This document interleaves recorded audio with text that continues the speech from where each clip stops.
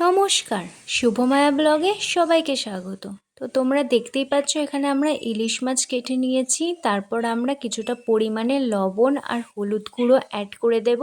তো হয়তো তোমরা দেখেই বুঝতে পারছো আজকে কি রেসিপি হবে। হ্যাঁ, ঠিক ধরেছো, আজকে হচ্ছে আমাদের ইলিশ ভাপা। তো বেশ ভালো করে আমরা আর কি মাখিয়ে নেব। তো একটু সামান্য পরিমাণে লঙ্কা গুঁড়োও অ্যাড করেছিলাম।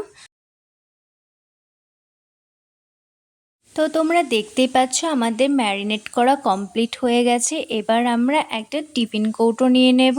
এর ভিতরে আমরা দিয়ে দেব কিছুটা পরিমাণে সাদা সর্ষে আর কাঁচা লঙ্কা বাটা। তো দেখতে পাচ্ছ আমাদের সাদা সর্ষে আর কি বাটা হয়ে গেছে। আর এই যে কিছুটা পরিমাণে কাঁচা লঙ্কা আমরা ফাটিয়ে দিয়েছি।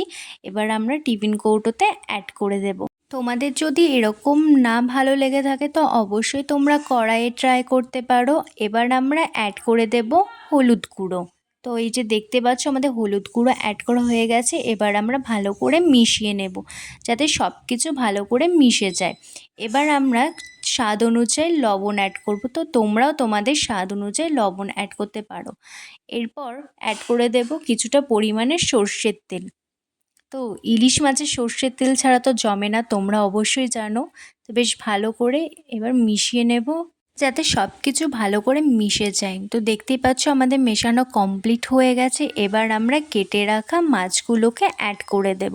তো একটা একটা করে বেশ ভালো করে সাজিয়ে নেব। তো তোমরা ভিডিওটা স্কিপ না করে কন্টিনিউ দেখতে থাকো। আর হ্যাঁ, যারা ইউটিউব থেকে দেখছো অবশ্যই চ্যানেলটিকে সাবস্ক্রাইব করে নিও, পাশে থাকা বেল আইকনটি অল করে দিও। আর যারা ফেসবুক থেকে দেখছো অবশ্যই চ্যানেলটিকে ফলো করে নিও। তো এইভাবেই আমরা পরপর সব মাছগুলোকে ভালো করে সাজিয়ে নেব। তো দেখতে পাচ্ছ আমাদের প্রায় সাজানো হয়ে গেছে। তো কেমন লাগছে অবশ্যই কিন্তু তোমরা কমেন্টে জানাবে। তো এবার মশলাগুলোকে ভালো করে মাছের সাথে মাখিয়ে নেব।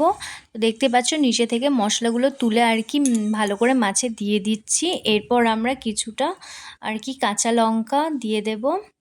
মানে এমনিতেও আগে কাঁচা লঙ্কা দিয়েছি, এবার কিছুটা পরিমাণে হালকা হালকা কাঁচা লঙ্কা দিয়ে দেব।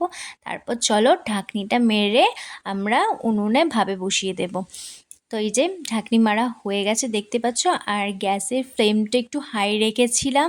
তো দেখতেই পাচ্ছ হাই আছে আর জল একদম ফুটছে। তো এবার আমরা টিফিন কৌটোটা এবার বসিয়ে দেব।